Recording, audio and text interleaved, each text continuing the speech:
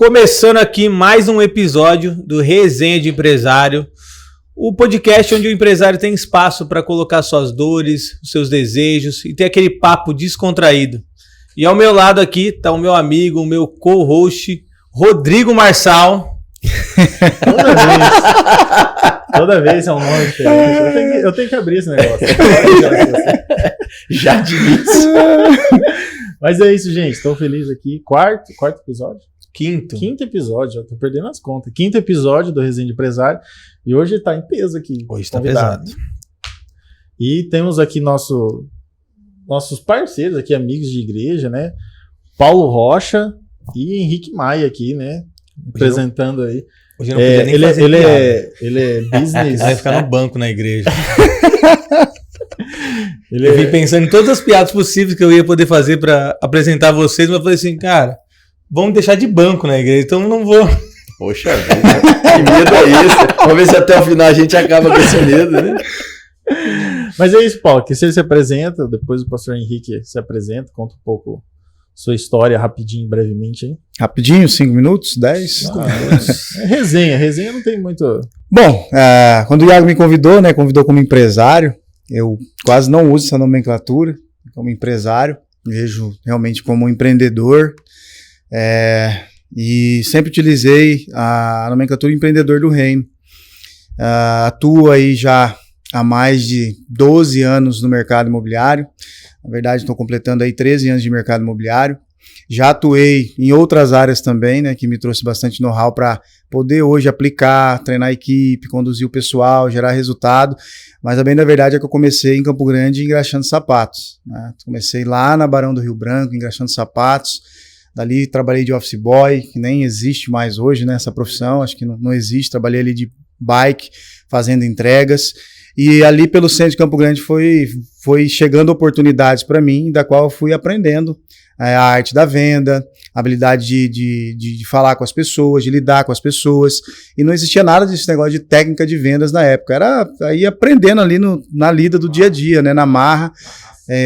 Trabalhei em algumas empresas de venda de roupa, né? À noite também trabalhava num trailer de lanche, enfim. Sempre fui um cara muito empreendedor e visualizei isso através da vida da minha mãe. Minha mãe sempre empreendeu, ia lá no Paraguai, trazia as coisas, vendia, enfim. E de uns 12 anos para cá foi que eu entrei no mercado imobiliário e as coisas foram transformando na minha vida através desse mercado. Acho que é isso. Sou pai do José Salomão, do Benício, casada com a Ana Rocha, esposa linda, maravilhosa, que Deus colocou no meu caminho há 22 anos. E estamos aqui hoje para contribuir. E proprietário da Rocha Inteligência Imobiliária. Proprietário, né? Eu brinco, né? Não sei se é um linguajar muito aí crentesco aí, né? Muito religioso, mas eu sou o sócio da empresa junto com a minha esposa, mas para mim sempre foi o que eu utilizei. O Senhor é dono da empresa, Ele colocou a gente ali. Eu entendo também que são estações, né? Já adianto aqui, eu sei que a Rocha é uma estação. Então, hoje estou lá como diretor da empresa, mas o dono da empresa é o Senhor. Top. Pastor presidente da Edens. Bom, sou Henrique, casado com a Camila há 12 anos. Sou pai de 3 crianças lindas, que é a Maria Clara, o Tito e o Petrus. Eu sou médico por formação e também tenho formação ministerial, sou ordenado ao ministério já há alguns bons anos. Eu tenho 34 anos, mas de ministério já são acho 14 já.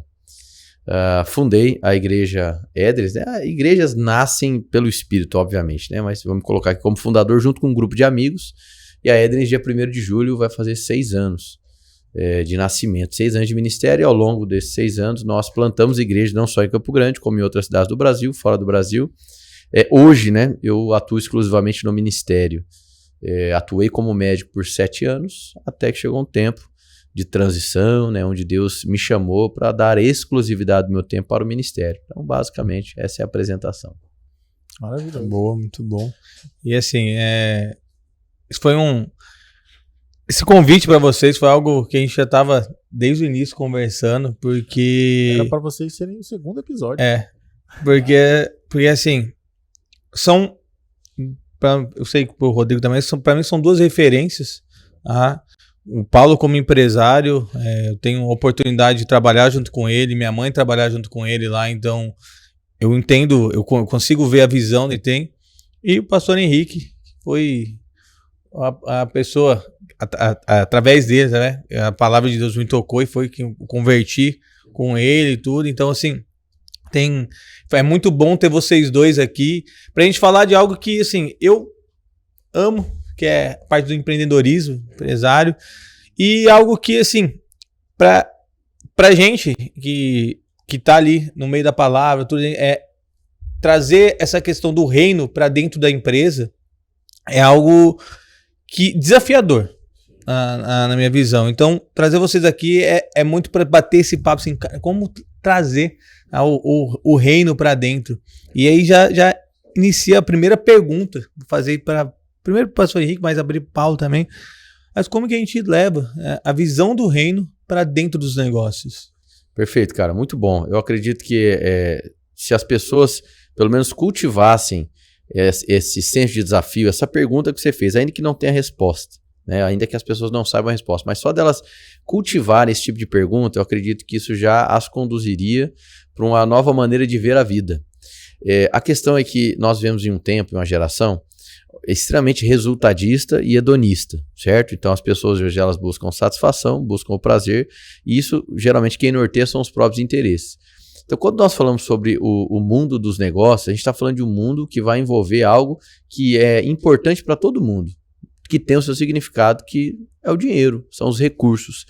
E a Bíblia considera essa temática extremamente importante, por isso que a Bíblia é carregada de valores, princípios sobre como conduzir, como gerir, como manejar, como não se deixar ser possuído por esse tipo de desejo, etc.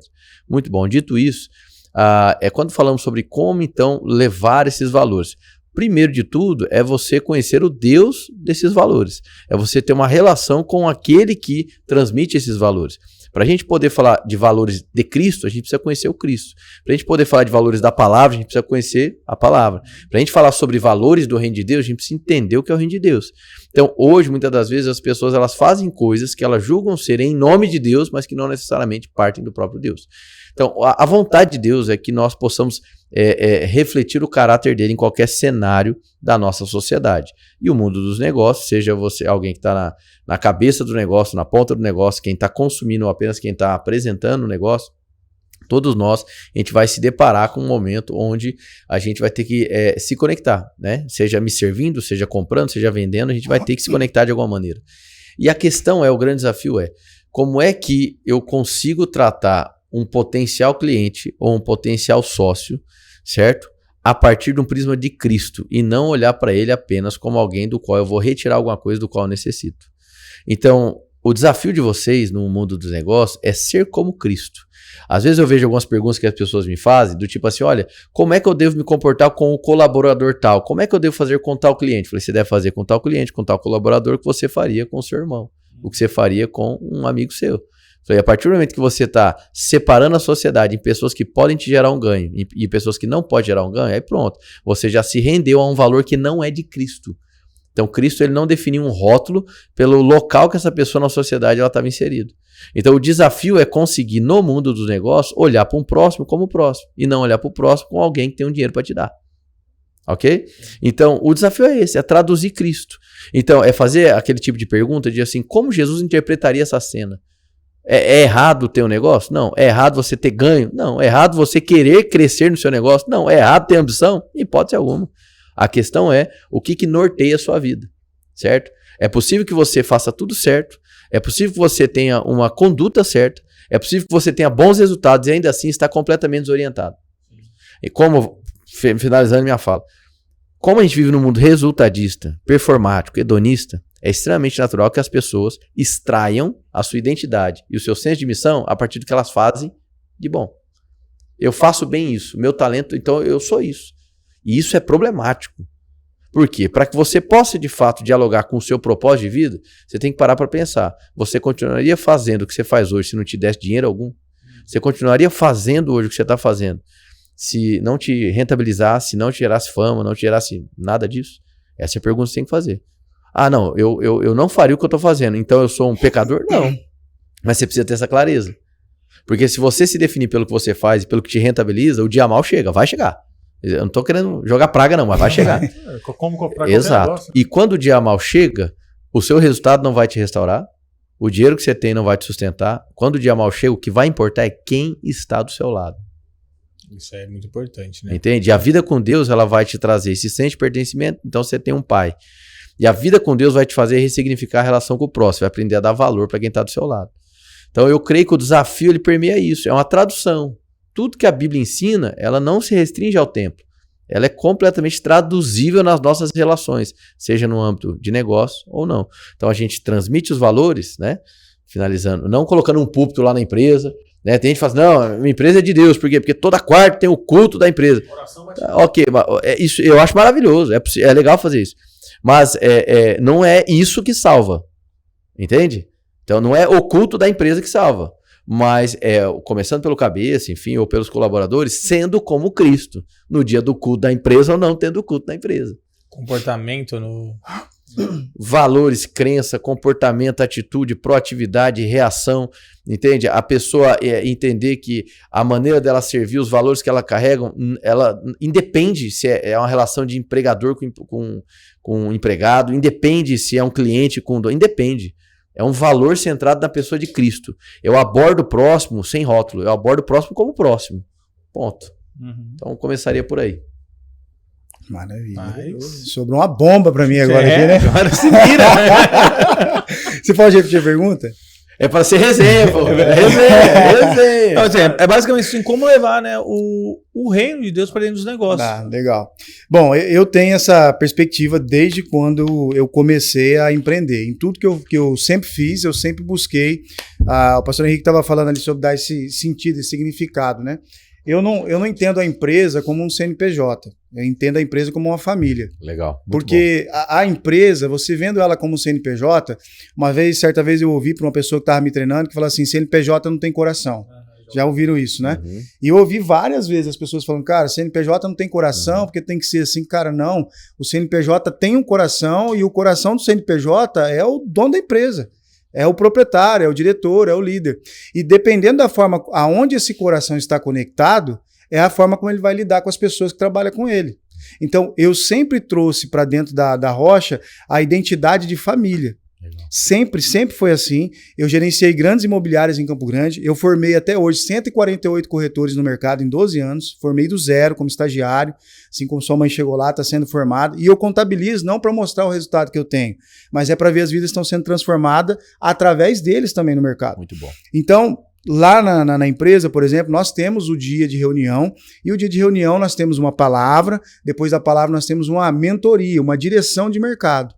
Mas eu não fiz isso pensando que, cara, se eu fizer isso, Deus vai me dar algo em troca. Mas entendendo que Deus já fez pela minha vida, eu também dou significância naquele dom e talento que Ele me deu, eu administro bem esse dom e talento, e eu levo esse dom e talento em favor do outro, em favor do próximo. Então, jamais entendo uma empresa como o CNPJ. Para mim, o CNPJ é um número que você tem que abrir, que você tem que ter, tem que seguir as regras ali, as leis, beleza. Mas dentro da minha empresa, o Paulo é irmão de todos que estão à mesa. Muito bom.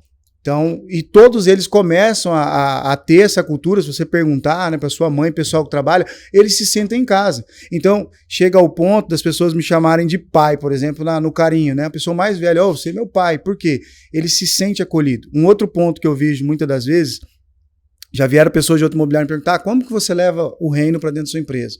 Você prega a palavra, você fica falando de Deus toda hora, você não sei o quê? Não, cara. É o seu posicionamento, é o que o pastor falou, é a sua atitude.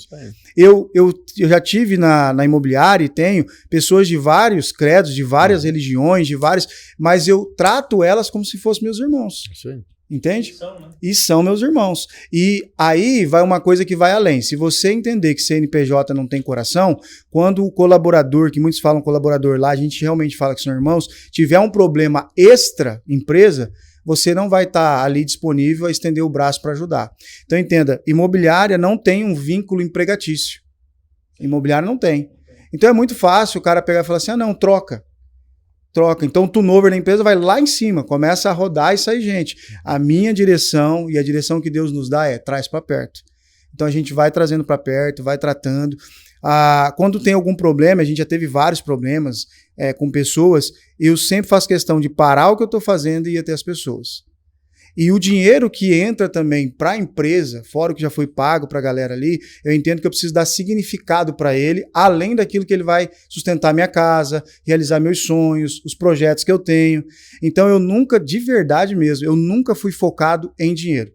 Tudo que eu fiz sempre teve um sentido. Quando eu fui engraxar sapato, tinha um sentido. Eu precisava ajudar em casa e eu precisava ajudar a minha mãe, a minha avó, a poder sustentar meus irmãos, a poder, de alguma forma, trazer um significado de vida para eles, que era muito difícil, e eu trago isso para dentro do negócio. Então, para mim, resumindo, trazer o reino para dentro da empresa é você ser aquilo que você é na tua igreja, aquela cultura que você tem na tua igreja, a pessoa que você é na sua igreja, você ser ali.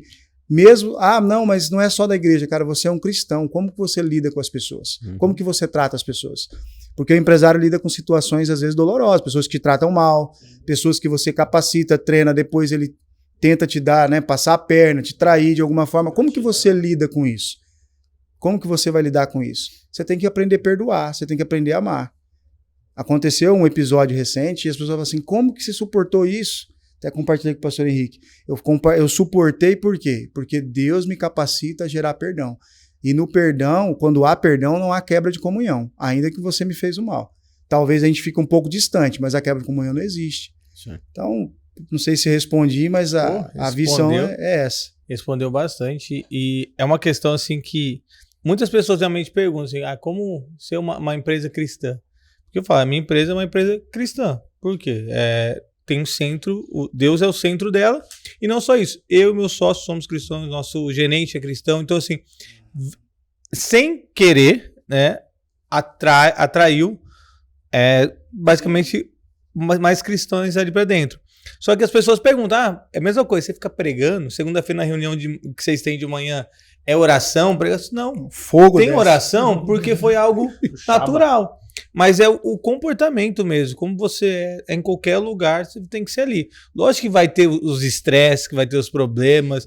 Eu falo assim, esses tempos a gente passou por isso. Um colaborador lá estava realmente assim, fazendo várias coisas erradas. Só que ele estava com um problema em casa. E eu, nesse momento, eu me estressei. Falei, cara, vou mandar ele embora. Veio aquele... Aí meu sócio, ele falou assim, não, cara, a gente precisa entender. Aí você vai... Você desce, então ter direcionamentos assim também é válido para dentro. Uma coisa que você falou legal, lá na Rocha, até hoje, eu só mandei 3 pessoas embora. As pessoas ficam lá até cumprir o tempo delas, elas ficam lá e elas saem. Pai de todos. Às vezes minha esposa fala assim, cara, você tá bonzinho demais, mas não é. Cara, Deus não tá dando direção para mandar a pessoa embora. Ela chegou até aqui, Deus trouxe ela de alguma forma. E o empresário, ele tem que entender que a empresa, ele não precisa ser um pastor para poder entender que aquilo é um pastoreio, é um cuidar de vidas. Né? Então, hoje, a gente não fica jogando esses números na internet, eu não sou tão midiático, mas várias vidas que chegaram ali foram transformadas, não através de mim. As pessoas falam assim, traz Deus para dentro da tua empresa. Ué, ele já não está? Uhum. Se eu caminho com Deus, ele já não está dentro da empresa? Isso aí. Então, gera transformação. Então, eu poderia falar números aqui de quantas pessoas entraram ali, sentiram a presença de Deus e hoje estão no caminho. Algumas da mesma igreja que a gente está hoje, que é a Ednes, outras em outra igreja, da igreja que eu vim, outras em outras igrejas. Mas não foi nenhum porque eu cheguei igual abaixo, você tem que aceitar Jesus, você tem que batizar, né? Mas Deus me deu o privilégio de batizar algumas pessoas e de ver hoje elas trilhando o caminho, né, do reino. Isso é maravilhoso. E é bacana também, assim, perceber quando a gente fala sobre valores da palavra, amar, esse tipo de coisa, a gente não está romantizando as relações, não é isso. A gente está assumindo uma postura. Então, é andar como quem tem responsabilidade. Responsabilidade não apenas pelo que me interessa, mas pelo próximo. Então, como ele disse aqui, olha, a gente demitiu poucas pessoas, mas houveram demissões. Entende? A gente faz tudo isso, mas houveram problemas. Existe. E é isso mesmo, entende? Então, ser virtuoso e conduzir uma empresa, né, no caso de vocês, com uma confissão de fé cristã, uma empresa que busca esses valores virtuosos, isso não vai tornar ninguém imune aos problemas, imune às tensões, imune às cisões, aos erros e às demissões. No entanto, existe um modo de ser feito isso. Entende? É possível que você exatamente não tenha mais uma parceria, né, com tal colaborador, como vocês colocam, no entanto, sem ferir, sem ofender, sem fechar a porta, entende? Sem maldizer, sem descredibilizar, entende? Então, os valores de Cristo, eles nos norteiam e aparecem fundamentalmente nesses momentos de tensão. A fé cristã nos prepara para os momentos de tensão. Então, faz diferença, faz muita diferença. Não é um subjetivismo, né? Não faz diferença na prática mesmo. Eu não lembro alguma das aulas que eu assisti na ED, não lembro se agora é Pison ou Trilha 7, mas a gente falava sobre implementação de cultura, eu acho que é do Lab, sobre cultura. E ele fala assim, o que se caracteriza uma cultura, né? Quando um determinado grupo de pessoas, eles começam a ter um determinado tipo de hábito e ações de forma repetida, e aquilo caracteriza aquela cultura. Então a gente tem a cultura nordestina, cultura paulista, cultura chinesa, brasileira como um todo. E aí eu vejo isso, quando a sua empresa ela ganha essa organicidade, as pessoas começam a tomar uma postura, uma ação, ali você fala, implementei uma cultura.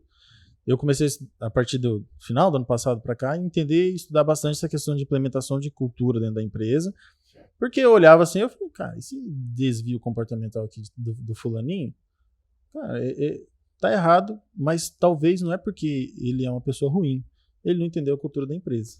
Ou às vezes a cultura tá viciada e você não percebeu. Isso aí. Então assim, eu preciso deixar isso de uma forma mais clara, talvez uma reunião semanal, que eu vou deixar isso explícito, eu vou mostrar, pregar isso e mostrar assim, ó, essa é a cultura. E eu consigo trazer os valores do reino, implementando esses valores dentro da cultura da empresa. E ensinar como uma cultura da empresa. Então assim, nunca deixar de ser justo. Esses dias uma colaboradora brigou com um outro lá e falou assim, por que você não manda esse fulano embora?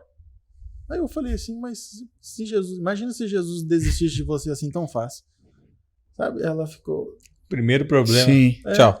Ela ficou assim, verdade. Aí sabe uma métrica aqui que é importante que você falou? Você se posicionou dizendo assim, eu não vou desistir dele. Porque na sua percepção de vida, Jesus não desistiria dele. Mas isso não torna ele refém da sua postura.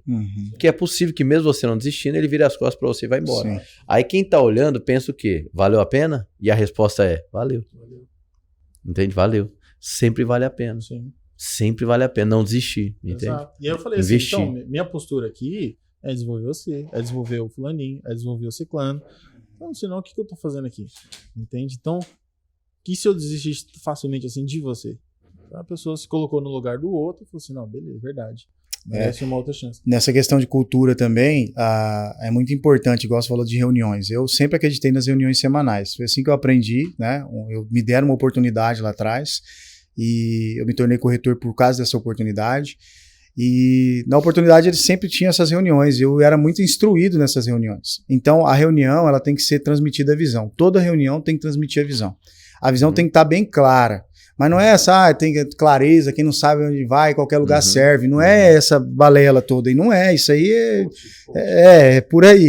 Né? Eu digo que a verdade de você ter a direção, a visão, é você ter um foco central permanente ali naquilo que você quer e passar para essa galera que está contigo à mesa. E tem que ser tangível para eles. E tem que ser tangível para eles. Eles precisam compreender. Um outro detalhe que eu vejo às vezes, certa vez, o ano passado um rapaz me procurou, dono de uma imobiliária cristão, aí ele falou assim, cara, eu preciso trazer Deus para minha empresa prosperar. Aí, e se você trouxer e você não prosperar? Entende? Aí Deus é ruim. O que pode acontecer. Com certeza, tem estação. Será que você foi chamado para aquilo, para fazer aquilo? Será que você está fazendo da forma correta? Porque às vezes a gente também coloca toda a carga de a fé, falando, não, Deus vai dar certo, mas aí a gente não se compromete com as tarefas que têm que ser feitas. Eu tava, pra palavra do Soma da semana, era nele, né? E eu comecei a falar um pouco sobre confiança de Deus, né? E estudar nessa linha. E realmente, eu li um pouco e com o Luciano Subirá assisti um vídeo dele, ele falando que Deus, ele nos dá, né, nos chama, ele vai fazer, porque ele nos chamou, mas nós precisamos fazer a nossa parte. Não adianta, Deus me chamou aqui, então é aqui que eu vou ficar, que essa empresa vai prosperar, porque ele me botou aqui e eu fico aqui, ó. Eu não vou fazer o meu lado, não vou. Então foi bem isso, cara, porque... É importante organizar essa ideia, e eu fico feliz de você estar estudando nesse sentido, de que Deus pode intervir, inclusive na área financeira. Ele pode, ponto. Deus pode fazer uma pessoa superabundar de uma maneira bizarra, espetacular financeiramente. É possível que Deus atue de uma maneira criativa, trazer uma estratégia assim monumental que lhe vai fazer adquirir muitas riquezas. É possível que Deus faça isso. Ponto. No entanto, não há fórmula bíblica para que isso aconteça sempre. Entende? Então, a minha cisma, né, com muita gente que tenta vender fórmulas, é justamente essa. É colocar Deus, especialmente o livro de Provérbios, como se ele fosse a receita do bolo. É só fazer isso, porque Provérbios está dizendo e é a garantia de que você vai ter. Quando você reduz Deus, certo? Reduz, é um reducionismo. Há uma garantia que você espera, usando a palavra, isso é qualquer coisa, menos a fé cristã. É verdade. Pode virar qualquer outra coisa, mas não é a fé cristã. Entende? Então, Deus pode? Pode. Ele quer? Creio que sim. Mas é uma garantia de que sempre vai acontecer? Não dá para fazer isso. Mas nem se eu fizer tudo direitinho? Não, é possível que você faça tudo direitinho e sua empresa colapse. Uhum. Exato. Eu vi um vídeo do recente agora, de um recorde podcast também. José. O Iago, você postou ele falando da história da Nokia. E o CEO da Nokia falou: nós fizemos tudo certo. Mas mesmo fazendo tudo certo, a gente quebrou. Porque a gente fez tudo. Ele falou assim: a gente fez tudo certo. Por tempo demais. Por muito tempo. Assim, a mesma coisa certa por muito tempo. E aí, assim, eles eram uma empresa de telefonia, mas aí veio o touchscreen, veio o iPhone e tal, e eles continuaram fazendo aquela mesma coisa certa até quebrar. Entende? E aí entra uma outra pergunta que a gente estava falando antes de começar. É correto orar por dinheiro? Eu acredito que para todo empresário cristão, em algum momento ele passou por esse dilema, fez sua oração. Bom, vamos lá. Para a gente construir essa resposta, a gente precisa ser muito franco com algumas questões. Não ter dinheiro incomoda? Sim. Sim. Incomoda ou incomoda? Sim. Fluxo de Certo. caixa deficiente, né? Certo, mas vamos para uma situação mais individual e precária. Em casa. A pessoa que não tem dinheiro para comprar um pão, incomoda? Muito. Então, a Bíblia diz que a gente pode apresentar nossas petições diante do Senhor. Eu não acho errado uma pessoa pedir a Deus por recurso financeiro. Dizer: Senhor, eu preciso de sua ajuda. Isso não quer dizer que Deus vai mandar um pacote, né? Toma aí um Pix, né? 100 mil reais. Mas assim, Deus pode mover pessoas nesse sentido. Então, eu não vejo problema, eu vou deixar muito claro, de uma pessoa apresentar para Deus que a área financeira está ferindo ela. Eu não acho que seja errado. O problema é a pessoa ter a vida dela guiada por essa dor. Entende? Então, uma coisa é falar: Senhor, eu quero aqui apresentar aquilo que me dói. E hoje a área financeira me machuca. A minha empresa me machuca, a falta de dinheiro me machuca, eu não consegui prover o mínimo para minha família me machuca. Eu quero pedir para o Senhor. Claro que ninguém vai orar pedindo dinheiro no sentido assim: Senhor, me dá R$1.000, né? Senhor, me dá meios. Eu não vejo. Senhor, abre os meus olhos para que eu possa ver com quem me conectar, entende? Para que eu possa te abrir a janela. Eu não acho que seja errado. Ponto. Isso é uma questão. Outra coisa é a pessoa fazer dessa petição o estilo de vida dela.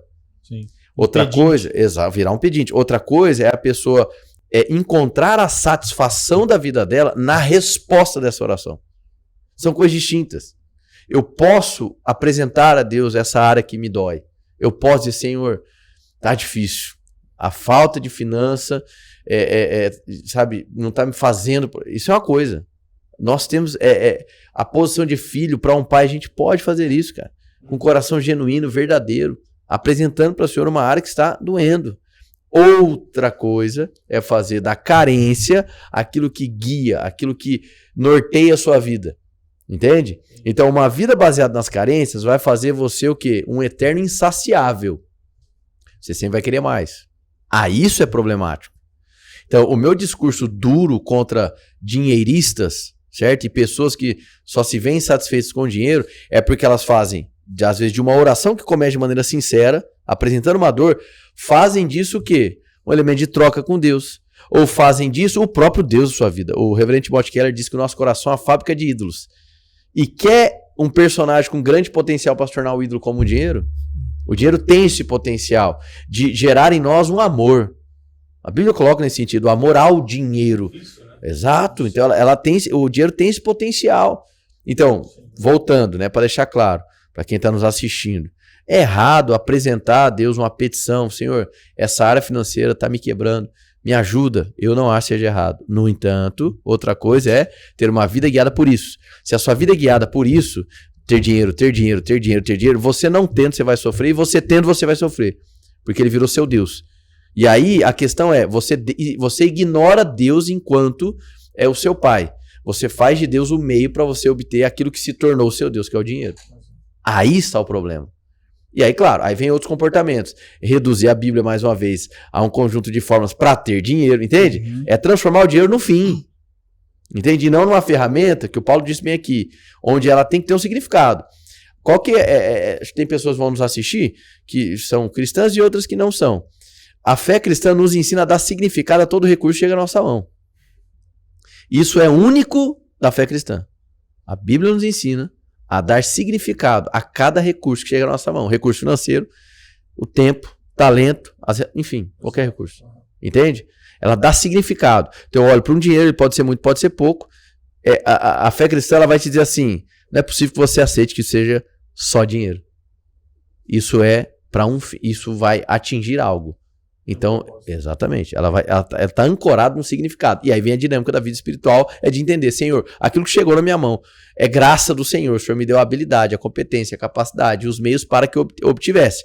Agora que eu os tenho, não me faça, não me permita ficar confuso com isso, embriagado com isso. Eu quero dar destino, eu quero dar significado para aquilo que chega na minha mão. Não sei se respondeu a pergunta da oração aí. Respondeu e assim, então já... Dinheiro, Hã? tá precisando de dinheiro. Fazer uma reza. Fazer uma reza. Não, respondeu e eu já engatilhar mais uma questão. E pode dizer se não ficou claro, tá? Se não ficou claro, vocês podem falar. Pra mim ficou. Ficou aí, tá tranquilo? Demais. Mas a questão assim, muitas vezes as pessoas, o empresário em si, ela entra no negócio com um direcionamento certo. Ela entra colocando Deus como centro, tendo ali, só que no meio do caminho ele começa a se perder por várias coisas. E dentro disso, vou primeiro passar essa pergunta para o Paulo, por ele estar dentro do mercado todo dia. Legal. O que você acha, Paulo, que é o pior, assim, o pior inimigo do empreendedor? Sabe? Se é ganância, avareza, se é... O que vai trazer isso, assim? Porque... eu já vi vários, inclusive a gente estava conversando de alguns aqui, que talvez começaram a trilhar o caminho dele correto, mas ali no meio começaram a se perder.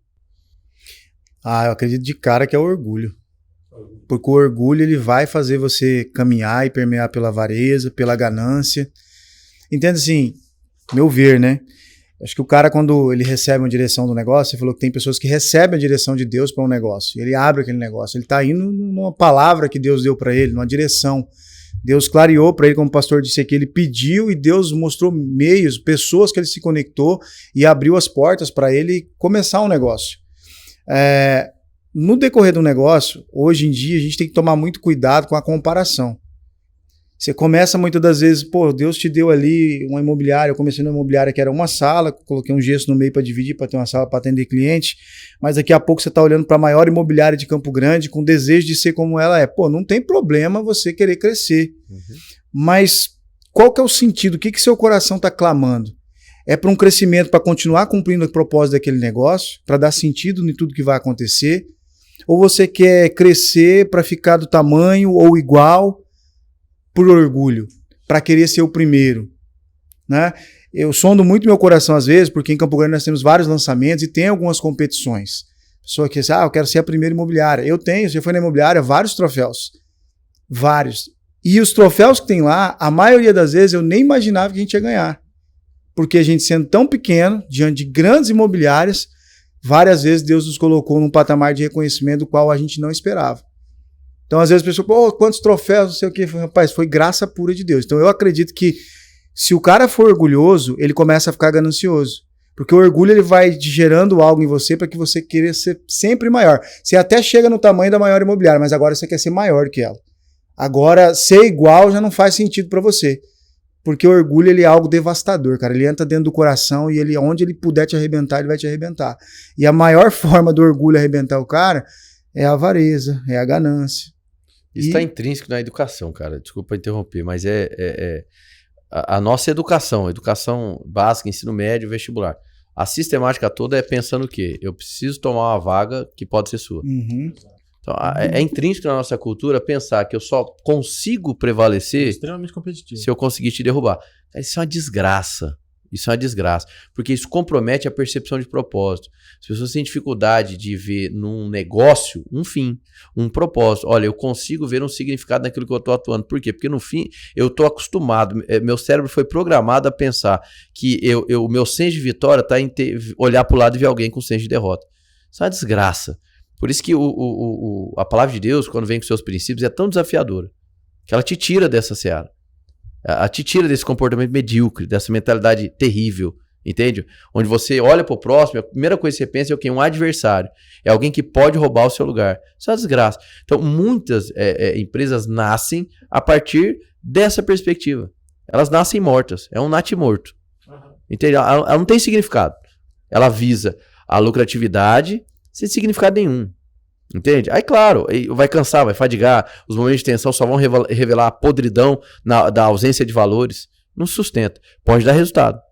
É muito comum. Eu estava conversando com um contador e ele dizendo assim, olha, contador, sei lá de que era financeiro, falou assim, olha, eu gosto de número e planilha, porque os números não mentem. Eu falei, então, mas às vezes mente. Mente. Às vezes engana. Entende? Às vezes pode apresentar. É evidente, vocês entenderam aqui a colocação, Sim. né? Eles não mentem na qualificação dele, mas a nível de vida, de senso de vida e de para onde você está indo, ele pode ser extremamente enganoso. Pode, com toda certeza, pode ser ilusório. Então eu queria só fazer essa pausa, né? Essa interferência, porque tem muito a ver com a nossa educação. Nós fomos educados nesse sentido. Sim. Todo o nosso sistema educacional é pensando nisso. É a seleção dos melhores dos melhores. E eu não estou tentando trazer aqui um viés socialista de mercado, não é isso não. Mas isso compromete a percepção de senso. Então a percepção, dificulta a percepção de senso. Eu só me sinto merecedor se alguém ficar para trás. Isso é terrível, isso é diabólico. Exatamente. Compromete a nossa visão do próximo. Traz nem irmandade, né? Não tem. Corrida dos ratos, né? Lá no tempo todo. Eu vejo assim, não só o empresário vamos dizer assim, da casta da sociedade, o empresário talvez ele é muito tentado para isso, mas qualquer ser humano ele tem muito essa dualidade ali, quando ele começa a ganhar muito dinheiro, ser tentado e levado para ganância e avareza, ou aquele cara que ele tem um espírito de pobreza, é os dois extremos, né?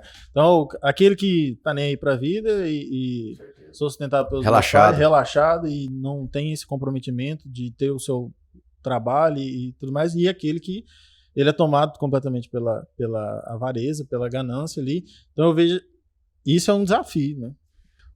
Essa dualidade. Com certeza. Deixa eu trazer uma exemplificação, que se estiver falando demais, vocês me interrompem. Tem aquela série Vikings, sabe? Sim, nada. Bom demais. Não vou falar em inglês, né? Mas tu não fala Vikings. E aí tem uma cena que acontece que eu achei fantástica. Só para deixar claro aqui, né? Propriedade privada é o que eu considero e a própria escritura valida propriedade privada, né? Ok, senso daquilo que é certo, tudo bem. Mas lá acontece uma cena que é muito interessante. Eles, numa determinada temporada, eles migram lá, uma turma migra para uma questão mística lá para uma determinada ilha e ok, estão lá todos reunidos, espírito de família, vamos recomeçar e tal. Né? E aí acontece um momento que eles começam a ter algum grau de conflito e eles dividem, falam assim, ó, daqui para cá é o território da sua família. Eles começaram a divisão tribal ali, mas tranquilo, ó, daqui pra cá, a divisão da sua família, daqui pra cá é a minha família, ok. No outro dia eles acordam, e não sei por que cargas d'água, aparece uma baleia. O mar empurra lá uma carcaça de um bicho muito grande, uma baleia, eu acho, e vai pra um lado. Aí começa todo um conflito, eles começam a se matar. Porque agora quem tinha ali dentro da sua propriedade tinha mais recursos, deixou de ser um co-irmão de quem estava possuindo a terra em conjunto, e agora se tornou seu inimigo, porque tem um bem que ele não tem. Entende? Então, mais uma vez, deixando claro aqui, eu acredito em propriedade privada, eu acredito que, né, tudo isso. Agora, os valores de Cristo vão fazer a gente olhar para aquilo que nós chamamos de propriedade privada, nosso, com um fim que abençoa outros. Sim. E que não para apenas na nossa satisfação. Isso traz Exatamente. muito para as empresas, né? Porque se for pensar só no seu financeiro, só eu vou ganhar aqui dentro, então é minha empresa e só eu ganho. Não, você tem que estar ali para realmente as outras pessoas crescendo juntos. Às vezes a empresa, às vezes alguns empresários entendem assim, falando do meu ramo, né? A gente causa transformação na sociedade porque a gente vende imóveis, pessoas, realizações. É maravilhoso vender imóvel. A gente já viu cada história assim de entregar a chave. É maravilhoso. São coleções que ficam na memória, são filmes que ficam na memória. Mas nós, partindo do que o pastor falou, precisamos entender que uma empresa séria, com o coração realmente voltado para o negócio, para impactar vidas, ela tem um compromisso com a sociedade a partir de quem? A partir de quem está ali dentro, para poder chegar nos que estão ali fora. E o legal é que quando você vende um imóvel para uma família, vende o pai, a mãe, 2 filhos. Você não impacta só aquela família, só aquela família, aquele clã dentro daquela casa ali. Você impacta toda a família deles, os parentes deles, alcança eles. Uhum. E aí eu tava ouvindo o pastor falar e me veio à mente algo que eu troquei uma ideia essa semana, de empresa, não sei CNPJ. Empresa não é um eu, né? Quem vai lá dentro do que o Paulo vai, empresa é um nós. Uhum. Então, eu como empresa, quem eu sou para Campo Grande, não no quesito de querer ser o maior, para ser orgulhoso, mas quem eu sou no impacto. Quem você representa. Quem eu represento. Hoje eu ando em Campo Grande, vai fazer 13 anos de mercado, eu levanto os olhos, eu vejo várias torres que foram levantadas que eu vendi na planta. E aí eu posso chegar ali diante e me orgulhar, porque participei, tive um número, tive um resultado, ou eu posso ver que nós fomos a viabilidade para que pessoas que não tinham lares conseguiram comprar e agora eu moro ali. Eu vejo pessoas que lá atrás não tinham condições de compraram com a entrada parcelada, e hoje mora num lugar que era 150 mil reais, e 4 anos depois está 500 mil reais. Isso, a área é sensível, né? Porque é casa, né? É casa. Geralmente é sonho. Agora vamos pegar uma situação mais... não é grotesca, tá? No sentido negativo, mas imagina um vendedor de pamonha. Será que um vendedor de pamonha, um empreendedor de uma pamonharia... Picolezeiro. Não em Goiânia. Goiânia a pamonha é maravilhosa, mas aqui que tem menos, é mais escasso. Lá o vendedor de pamonha é rico. Então, exato. Mas sei lá, pensa numa comida não típica daqui, vai. Chipa. Pode ser. Chipa é pra caramba. Pamonha. Vamos falar da pamonha, foi o primeiro exemplo. Você imagina, você acha que um vendedor de pamonha, um dono de um carrinho de pamonha, ele só tem um carrinho de pamonha, você acha que esse cara ele consegue ter uma noção de um impacto no tecido social que a empresa dele pode causar? Não. Mas se tudo colapsasse, o sistema financeiro colapsasse, toda a agricultura, um cataclisma mundial acontecesse e só sobrasse o carrinho de pamonha dele, mudaria a percepção dele? Muito. Então você percebe que é um problema de propósito, o negócio era o mesmo. Então, essa busca por entender como é que eu dialogo com a sociedade, ela é necessária. Todo empresário tem que fazer. Se pode ser cristão ou não pode ser cristão. Porque senão não tem sentido você fazer apenas pelo dinheiro, você fazer apenas para rentabilizar. É lícito rentabilizar. É lícito a pessoa ganhar muito dinheiro. É lícito ela ter estratégias para ter mais dinheiro. Pelo amor de Deus, eu estou dizendo que não é. Mas se ela não tiver um sentido, um significado atrelado ao que ela está fazendo, não dura. Não dura. Não tem longevidade, não tem satisfação, e é uma desgraça você ter sucesso e resultado em algo que você não foi chamado para fazer, que seu coração não está ali, você não vê sentido nenhum. Então, eu dei o exemplo ali exato, é um fracasso travestido de sucesso. É pior ainda, te cega. Então, assim, as pessoas elas precisam se perguntar, aonde eu estou inserido na sociedade? E qual a importância do que eu faço para a sociedade? E tem.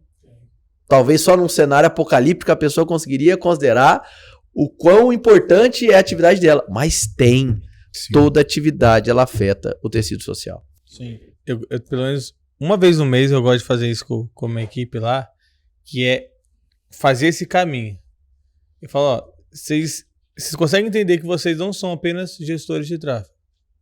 Tá? Vocês conseguem entender que, dependendo das estratégias que a gente utilizar, dependendo do direcionamento que a gente tornar, a empresa que a gente está atendendo, ela vai faturar mais.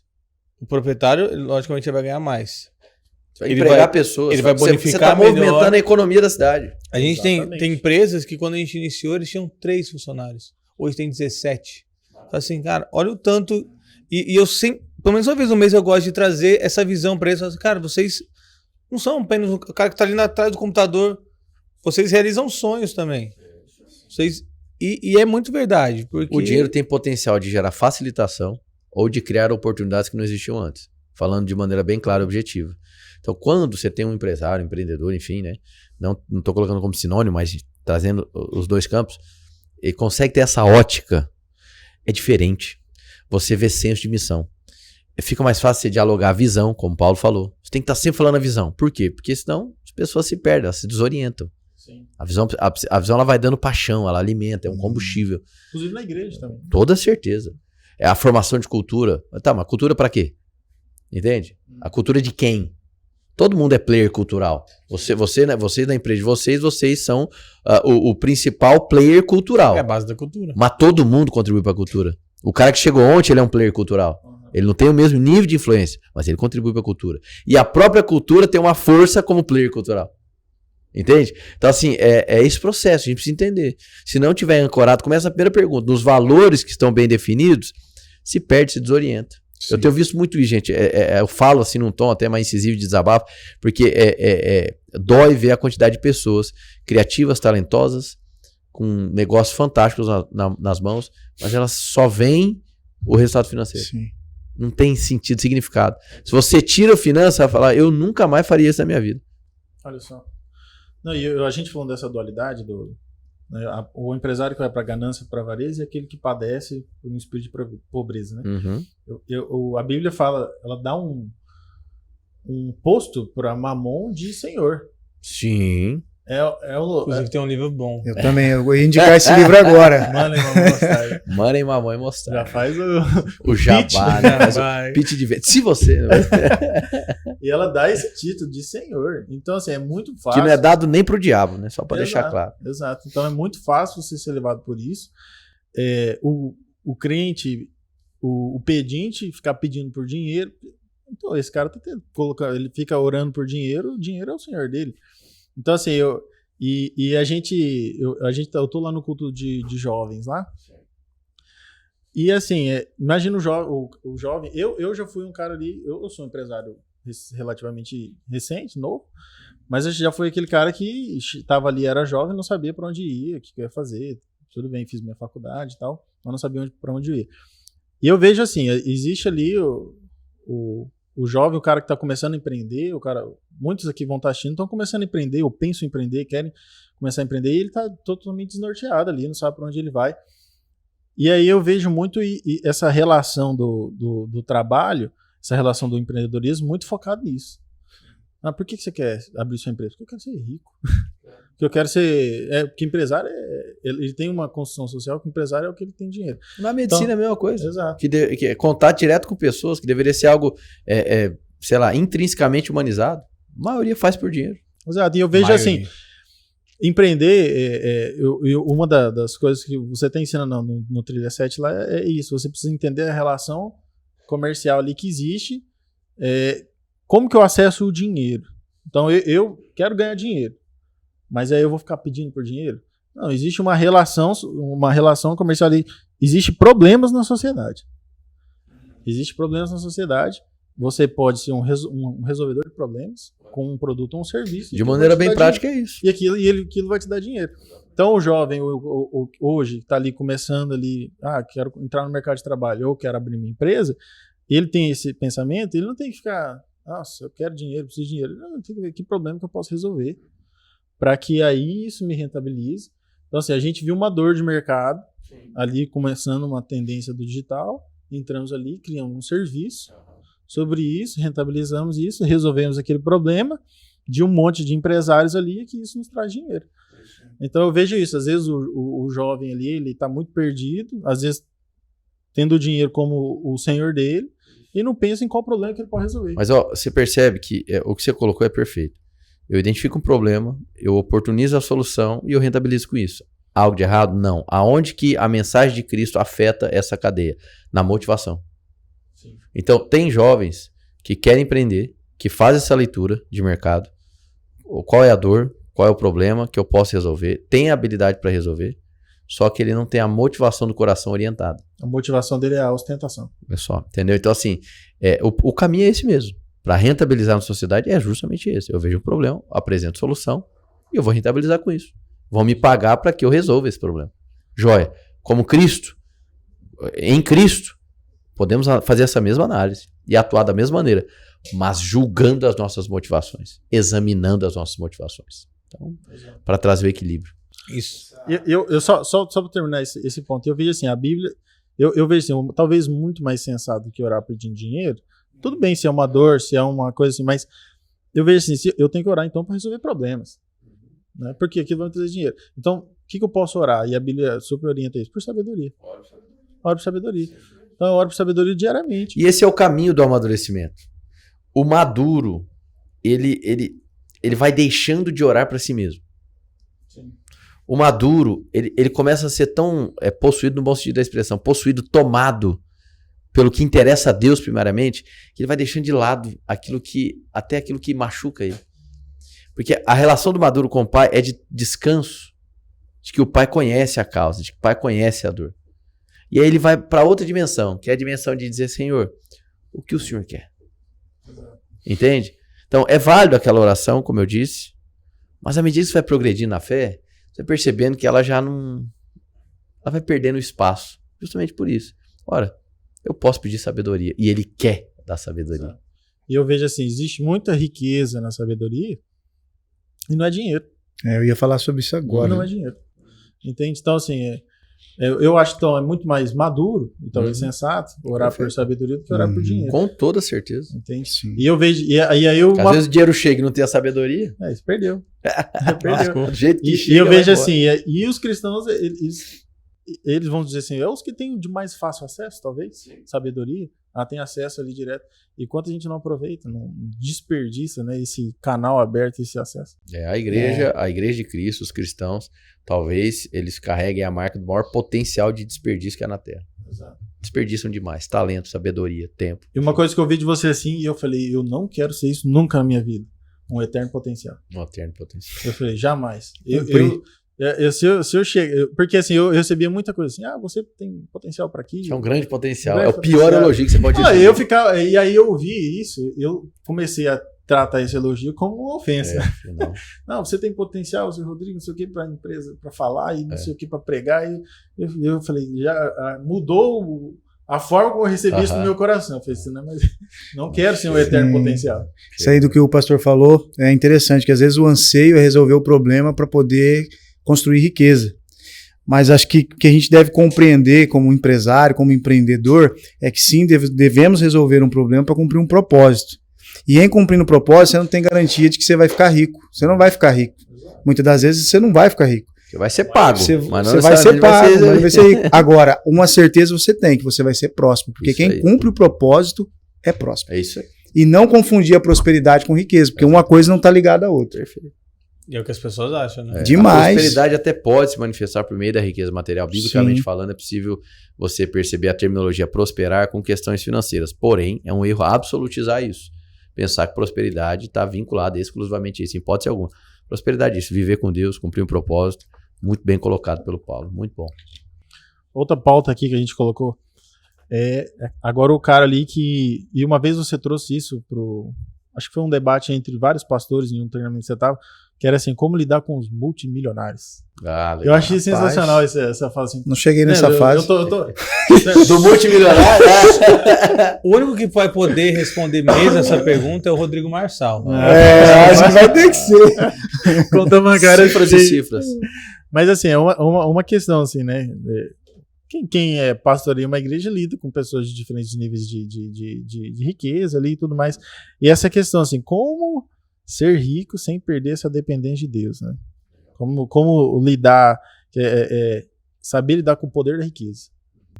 Bom, primeiro acho que é legal a gente destacar que a Bíblia é muito clara em falar sobre a dificuldade que há numa pessoa que, tendo muito acúmulo financeiro, se voltar para o Senhor. A Bíblia deixa claro isso. Ela não está dizendo que é impossível. Ela não está dizendo que é impossível. Mas por toda a narrativa bíblica demonstrando o quanto que o possuir coisas contamina o coração do homem, ela, em Cristo, né, no ministério de Cristo, fica um tanto quanto claro que a pessoa muito abastada financeiramente, ela acaba por ter dificuldade. Por quê? Porque, de alguma maneira, o excesso de riqueza vai suprimindo, ou pelo menos camuflando, potenciais faltas que, de fato, ela tem. Entende? Então, assim, talvez para a pessoa muito abastada, talvez leve tempo para ela cair em si e reconhecer que, no fim, ela não tinha nada. Sim. Então, é dentro dessa narrativa, que não quer dizer que o evangelho não alcance pessoas ricas. A Bíblia fala sobre um homem chamado Jó, que tinha muitas posses, não é mesmo? A Bíblia fala sobre diversas pessoas que foram alcançadas e que tinham posses, e tá tudo bem.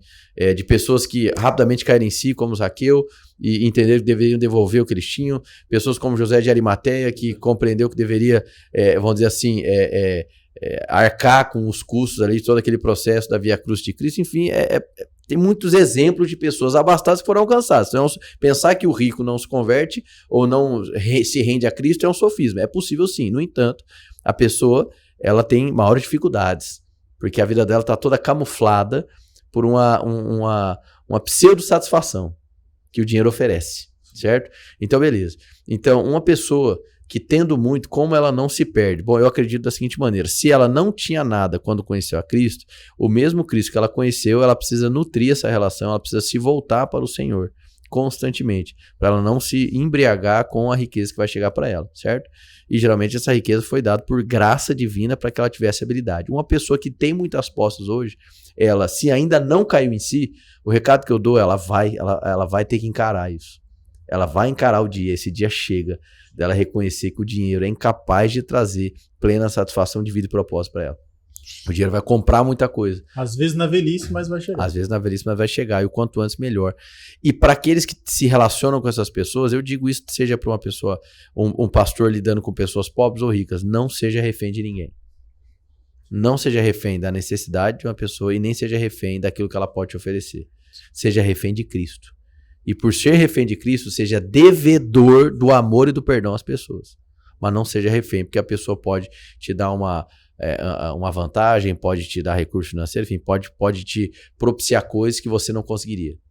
Entende? Então, não sei se equilibra aí um pouco a posição, a resposta, mas iria nesse caminho. No caso imobiliário, Paulo, é muito comum assim, eu tenho o meu network ali, eu vendo por causa do meu círculo de relacionamento ali.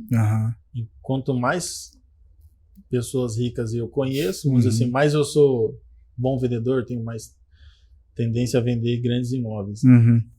Rapaz, essa pergunta fizeram lá no Roots, no quadro, esqueci o nome. No Crossover, né? E aí eu até falei, ainda bem que não tá filmando, mas hoje tá. É porque quebra um pouco o padrão. Vocês podem perceber que vocês estão na rede social ali, me vê direto, eu quase não participo de muitas coisas assim, vamos dizer, lançamentos, por exemplo. Network, eu vou falar a real pra você. Eu não vou em lugar que você falar pra mim que é network, é pra contato. Eu não tô dizendo que não pode. O pastor falou lá. O meu perfil. Eu não curto, eu não me sinto bem. Eu fico vendo aquilo como uma moeda. O tempo todo eu olho pra mim, parece uma cifra. Mas respondendo a sua pergunta, sim, no mercado imobiliário, a grande maioria hoje dos corretores, eu falo aqui, eu falo com uns amigos também que trabalham, somente no alto padrão, eles vão em lugares que eles não querem, que eles não gostam da comida, que eles não gostam do esporte, para conhecer, no meio das pessoas, para conhecer, porque ali tem uma regra, né? Eu vou ao encontro daquilo que eu quero para vender aquilo que eu preciso. Se já ouviu alguém falar assim, eu vou jogar golfe. Cara, eu imagino eu jogando golfe. Nunca joguei, nunca peguei, não sei. Vicia. É um comportamento vicioso de se aproximar das pessoas pensando no que elas podem te favorecer. Isso é terrível. Isso educa a sua mentalidade de uma maneira terrível, diabólica, onde você olha para a pessoa e não existe compromisso do bem, não há virtude, não há valor. Sim. Entende? É apenas drenar o que eu posso arrancar do outro ou aonde o outro pode me levar. Isso é terrível. E é triste isso, né? É triste. E como vender amarga? Então, a vida amarga. Então, eu ia chegar nisso, que eu sabia que você ia perguntar como vender então. Por exemplo, eu já ofereci algum produto para vocês no mercado imobiliário? Não, mas já me vendeu. Já vendi. Eu ia chegar nisso. Aí eu acredito realmente no poder de Deus, no sobrenatural de Deus, na graça de Deus, totalmente nos revestindo disso. E os meus corretores acabam que é igual, porque eu transmito a visão. Eu não transmito essa visão de que a gente tem que estar, eu tenho que estar no restaurante tal, porque lá eu vou conhecer alguém. Primeiro que eu acho a coisa mais chata do mundo. Eu tô ali na mesa, mas é porque o Henrique Maia tá lá, eu quero de alguma maneira trocar um cartão com esse cara, pegar na mão dele. É muito chato. Você tá se relacionando não para ter uma relação, você tá se relacionando para ver realmente pôr dinheiro no bolso. Cara, é pura graça. Por exemplo, na igreja lá, eu nunca ofertei nada para ninguém. Uma ou outra vez que eu mandei algum lançamento no grupo, 2 vezes no máximo, e ninguém compra. Mas sempre tem pessoas me indicando, sempre tem pessoas falando, compra com o Paulo, você comprou. Deve ter umas 20 pessoas. Testemunha, credibilidade. Eu mesmo estava precisando de algo para ajudar uma pessoa, Paulo, Exatamente. e aí, você conhece, entende? Por quê? Eu sei que vai ser honesto. Faz diferença na carreira. Eu acho que o network, para quem faz aí de boa, não tô, né, criticando, mas já criticando também, é um formato, mas eu acho que ele é uma mendigação, de relação que você não... É igual a conceituação de prosperidade, vulgarizaram ela, mas Exatamente. não quer dizer que ela seja imprópria. Eu acho que network também é algo maravilhoso, mas corromperam. Que vai ter um network da forma correta. Isso aqui é o network. É um network. Não é Podcast vai alcançar pessoas, vira um network. Mas você, realmente, eu entendo isso aí. Você tem que, vou ali no Bezerro de Ouro, vou almoçar ali, vou ficar ali, porque Toma água com gás. Tem um monte de empresário e eu quero me conectar com eles ali. Não, eu acho um saco. Voltar ao restaurante. Eu falei de um exemplo antes da gente começar aqui o episódio, né? Sobre a pessoa pensar em congregar em um local, por que não? Porque de repente vai ter locais, isso não é em Campo Grande, porque lá vai ter pessoas que talvez me favoreçam no meu trabalho. Hoje, isso não é estranho, tá? Não, hoje é um pensamento comum. E você sabe uma coisa que eu tinha medo dentro da igreja? Era isso. Eu nunca falei do meu trabalho na igreja para as pessoas não pensarem. Não sei se era certo ou errado, para as pessoas não pensarem que assim, você era traficante. Ele tá. Não, ele tá nesse local. Aproveita e faz agora, brincadeira. Ele tá nesse local porque tem muitas pessoas. E eu até brinco, falo, Doni, o Doni, né, que é amigo nosso, falou assim: você é o cara que mais me vende na igreja. Para todo mundo que tem um negócio, ele fala assim: Exato. Você falou com o Iago? Isso é legal, né? Exatamente. Isso é bacana. Mas assim, eu nunca falei pra ninguém. A questão é a seguinte, a gente desenvolveu uma amizade. Se nós estamos entregues para nos tornarmos amigos, a primeira coisa que eu vou saber de você não é o que você tem para me vender. É quem você é. Entende? Então pronto. Agora, vai chegar no momento da nossa amizade que eu vou saber o que você vende. Entende? Ponto. Então, não é errado você falar no que você trabalha. O errado é partir dessa premissa para se conectar com as pessoas. Sim. Aí é o network corrompido. Agora, a gente sentar por ser irmão, para um abençoar a vida do outro, e eu tendo uma necessidade, você ter a resposta em forma de produto que seja, qual o problema disso? Tá tudo bem. É maravilha, olha que benção, vou poder abençoar a sua vida. E até a nossa igreja tem, né, um grupo de business. Ali acontece, de alguma forma, um network entre irmãos. E maravilhoso. Maravilhoso. Agora, o que você estava falando assim, é porque acontece, você acompanha outros corretores e, cara, vários aí fenômenos no mercado, mas é aquela coisa, eu não vou jogar um beach tênis porque lá tem alguém que tem dinheiro, eu não vou jogar eu não vou, entendeu? Eu acredito que eu estou cumprindo um propósito, o propósito tem um tempo determinado, tem uma estação, enquanto estiver caminhando com isso daí, eu não sou rico, mas eu ando em prosperidade. E eu não tô falando de dinheiro. Dá uma raquete de beach tennis de presente. Vamos furar a bolha. Uma Renegade. Vamos trocar aquele carro, uma Renegade. O negócio furar a bolha da imobiliária aí, ó. Mas, cara, novos nichos. Mas quem faz, tranquilo, cara, tem resultado, acredito. Os cursos hoje ensinam isso, mas eu acho que vira uma relação muito sintética. É muito sintético, né, cara? Mesquinha. Isso aí dá pano pra manga, hein? Vai longe. Pouco cristão, bem pouco, né? Bem muito. E nisso, do que o Paulo falou, já entra até uma questão. O que é a questão ali do... Aí até sumiu. Deu branco. Eu ia falar. Que era o seu momento de fazer o pitch de venda. Não era. Eu me perdi. Tráfico de drogas aí. Desconcertou, cara. Vocês falaram do tráfico de drogas, aí eu me perdi. Ó, eu tenho uma pauta aqui. Que é essa questão. Você até falou, né? Quem é corretor não é CLT. Não é CLTista. E lá a gente contrata, tem as pessoas, a maioria. Lembrei, posso falar? Você fala depois agora. PJ, a gente contrata geralmente PJ. Mas eu queria essa questão de contratação. Por exemplo, eu tenho valores cristãos, eu tenho ali uma conduta, e aí entre uma pessoa, aquela questão, será que eu faço uma contratação evangelística? Né? A pessoa toda errada lá e tal. E aí eu contrato a pessoa para ela se alinhar, isso é um ótimo profissional. Eu já tive, trazendo agora minha experiência pessoal, pessoas que não eram nada cristãs, excelente profissional. Já tive o outro lado da moeda, pessoa que super crente na igreja, super resolutiva, trazer para dentro do profissional, péssimo. E aí eu já vi essas duas faces da moeda, e isso eu vejo como uma corda bamba, né?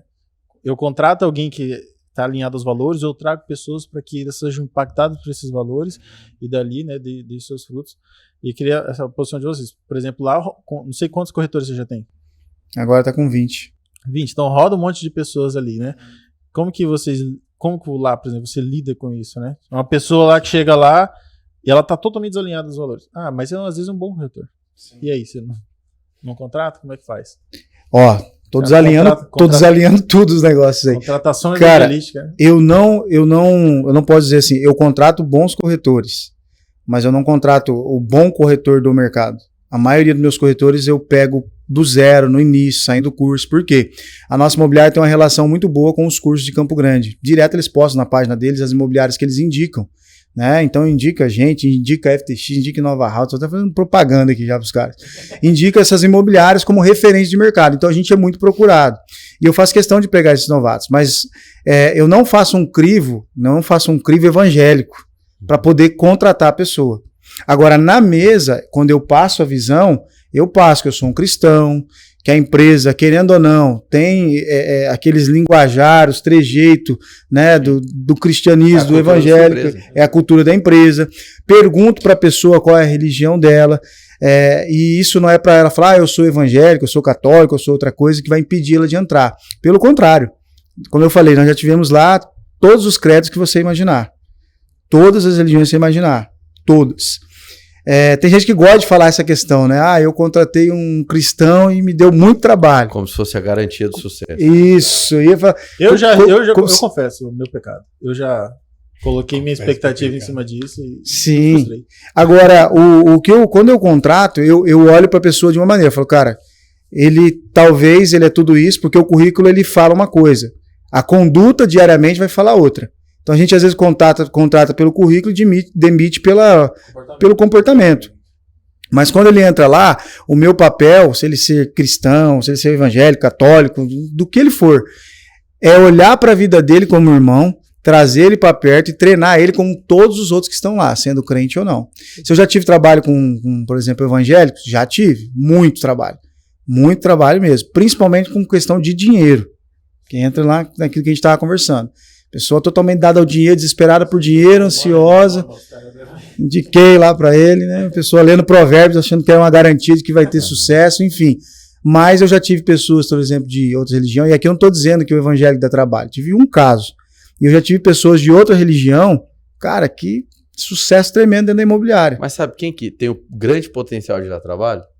Chama-se ser humano. Ser humano, foi certo. Ponto. Assim, exatamente. Acabou. É até um sinal de segregação, de intolerância. A gente fazer esse tipo de seleção das pessoas. Primeiro, por pensar que o evangélico vai te dar uma garantia de resultado. Segundo, por pensar que o evangelho vai te dar uma garantia de postura. Na verdade, olha só. Na verdade, esse lance de você só selecionar evangélico para a empresa é porque vai te dar o senso de controle do que você espera dele.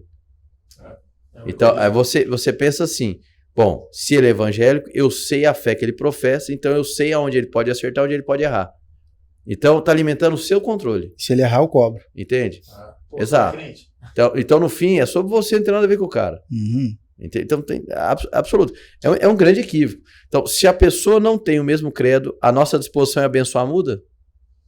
Ele colocou aqui, a gente contrata pelo currículo e demite pelo comportamento. Vamos pegar, eu gosto de cenários, né? Pega um cenário do zero. Todo mundo currículo zero. Todo mundo é currículo zero. Então, você só vai oportunizar e abençoar aqueles que têm a mesma fé que você? Sim. Isso não me parece algo compatível com as escrituras. A gente estende a mão, a gente abençoa. Entende? Mas é que essa pessoa que não compartilha da mesma fé que eu. Mas a gente está querendo dizer o quê? Então, com uma pessoa que é um bandista, que é espírita, que é católica, que ela é bandida? Que ela não presta? Que não ser evangélico é um alvará para ser mau caráter? Não faz o menor sentido isso.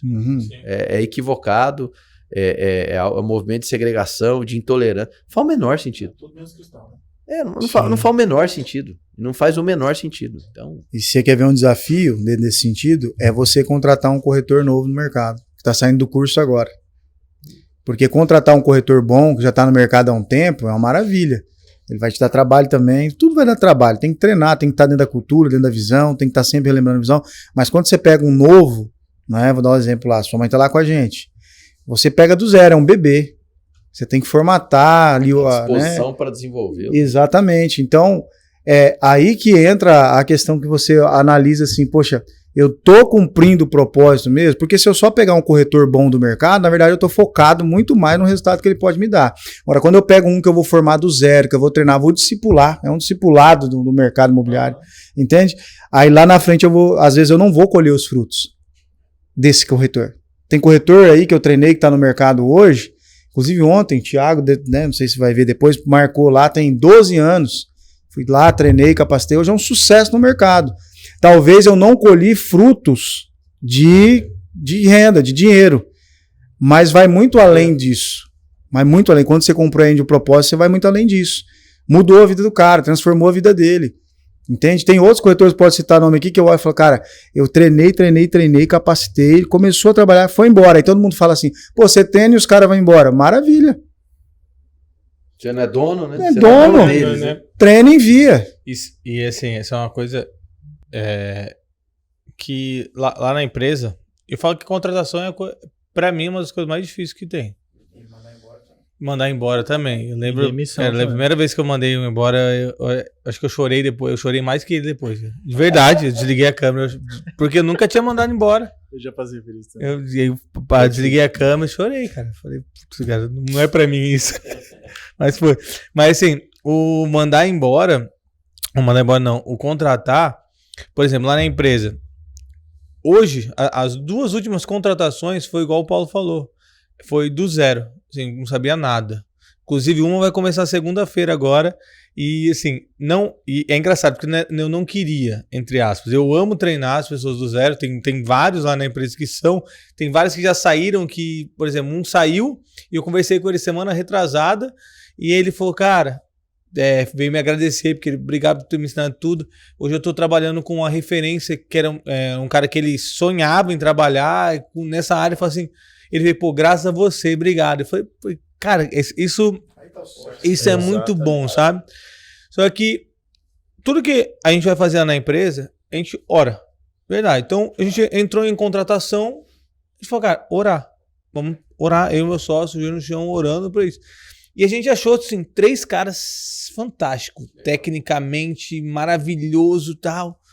Cara, tava tudo certo, assim, alinhado, fechado. Chegava na última reunião, dava uma coisa errada, os caras pra trás. A gente falou, cara, o que é? E aí, surgiu esse rapaz, vai começar a segunda. E assim, veio, eu creio que foi muito um direcionamento de Deus. E o anterior foi da mesma forma. Eu tava ali querendo contratar alguém, não conseguia. E o Aleph, marido da Maria, que vocês viajaram agora pra Argentina, ele me ligou e falou, Iago, é um rapaz aqui que se acidentou no quartel, vai ter que sair. Eu tava atendendo ele falou que o sonho dele era entrar no marketing. Você não quer contratar ele, não? Eu falei, o que ele sabe? Ele falou, nada.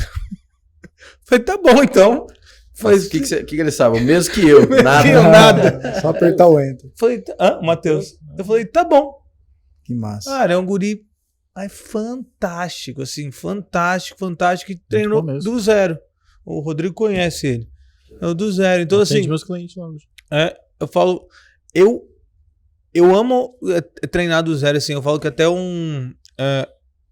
eu entrei no empreendedorismo com uma visão que realmente era o meu lado, então ficar rico, quando eu entrei era isso, eu falo que graças a Deus meu pensamento alinhou, mas eu entrei nessa questão e hoje eu entendi que o meu propósito não é meu dinheiro, né? Meu propósito eu entendi que é potencializar as pessoas, é dar direcionamento para elas.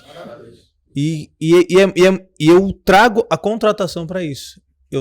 Eu sinto isso nas pessoas e é um negócio muito assim, doido, mas que hoje, se você pegar todo mundo que trabalha ali com a gente, todos têm ou veio com um pensamento próximo e hoje a gente é muito forte nisso, na cultura, a gente ora junto, a gente conversa sobre a palavra junto, a gente estuda a Bíblia junto, e tem de várias religiões, assim, tem católicos, tem cristãos, e é muito bacana, e não tem extinção nenhuma, só que é um negócio que para mim ainda é mais difícil, é contratação. E o treinamento, como o Paulo falou, assim, é bom contratar quem sabe, mas o treinamento você consegue potencializar muito mais as pessoas, Sim. sabe?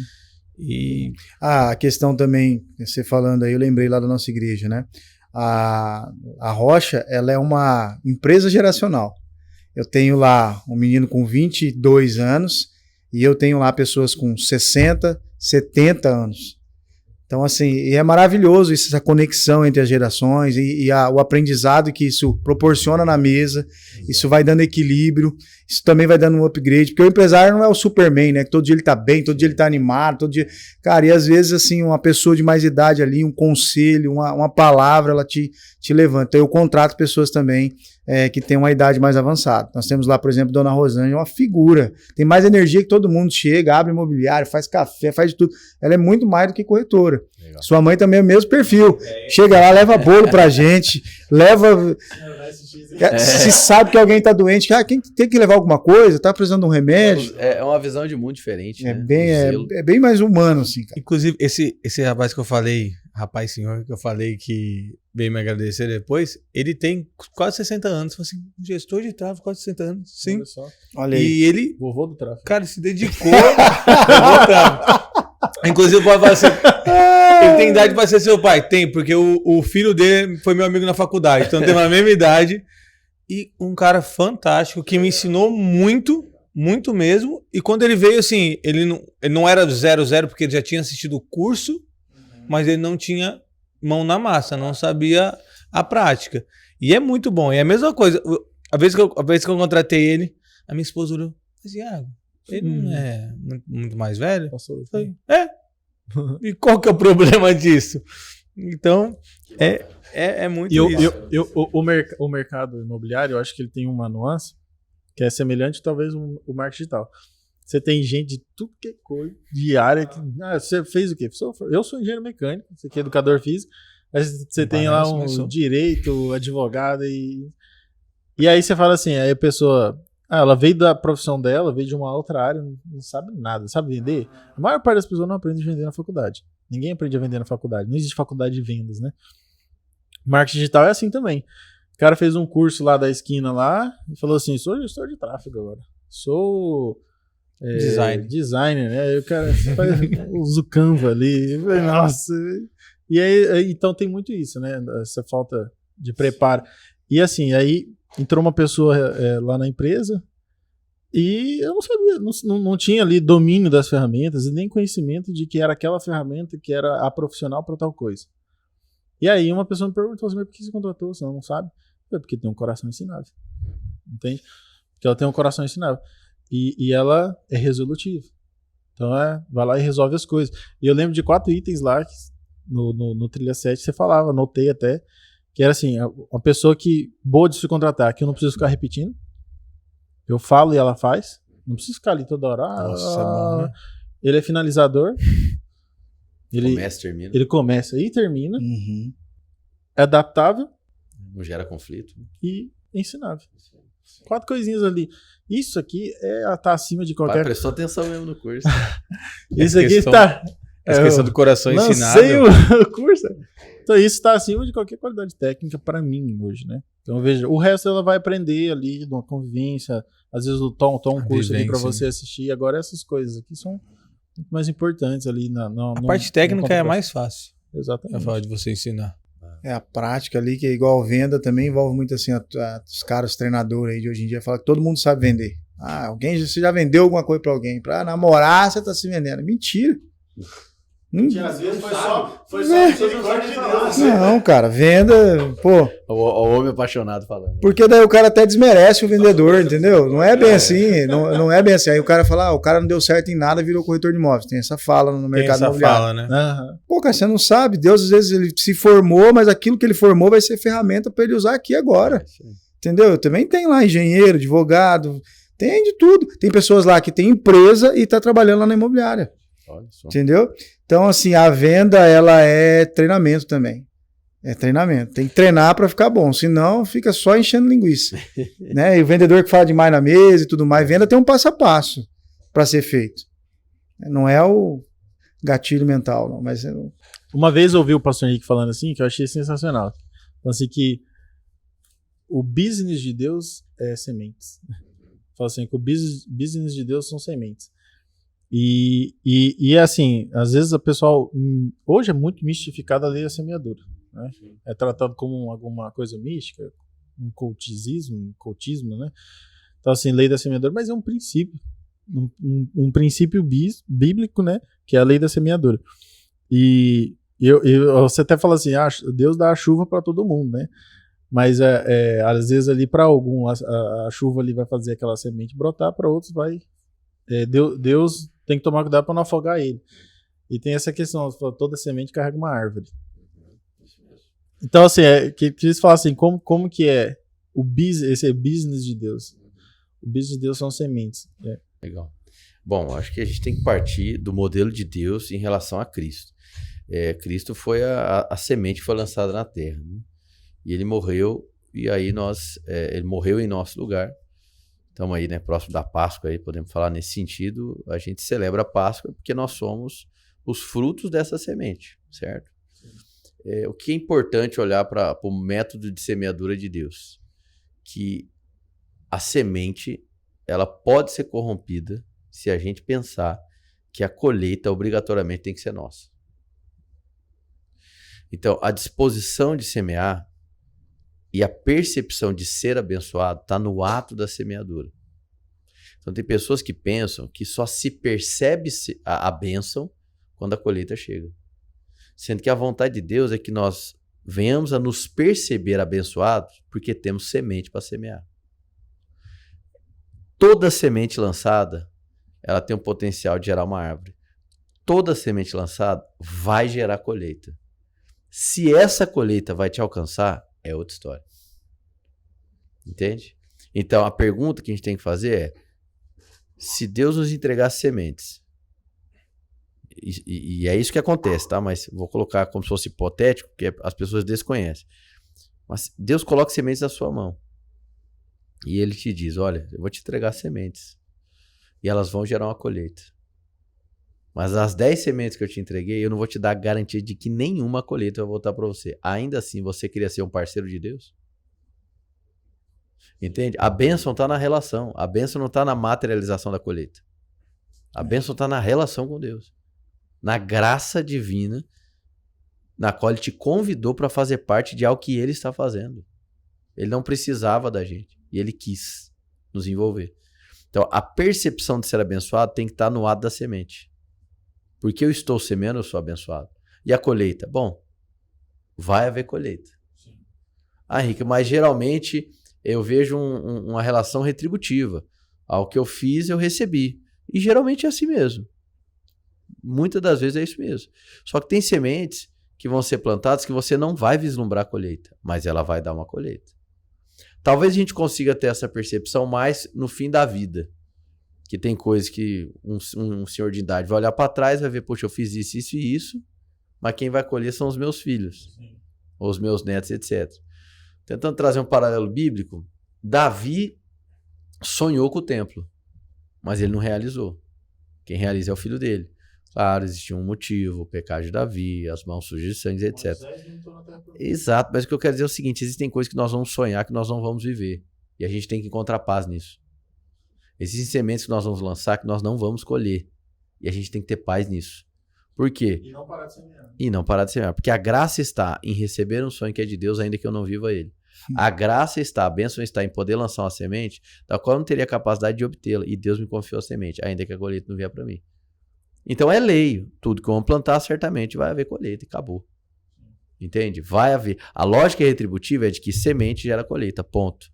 Agora dizer que toda colheita positiva vai lhe alcançar, aí você está transformando tudo que diz respeito ao princípio da semente ao seu ego, aquilo que te interessa.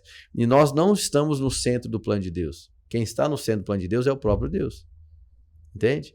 Nós não somos o começo e o fim da semente.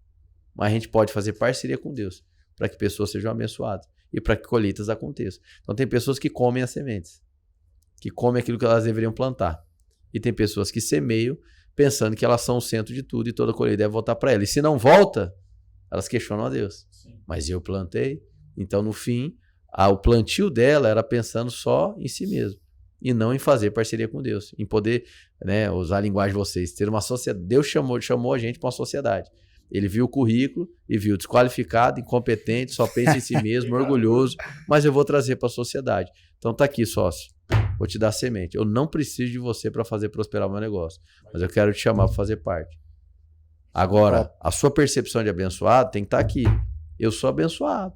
Não é porque o que vai dar na colheita, é porque mesmo sendo desqualificado, incompetente, pecador, inimigo dele, ele me chamou para estar do lado dele. Então, como que uma materialização de algo que eu semeei pode ser maior do que estar com ele? Não tem como.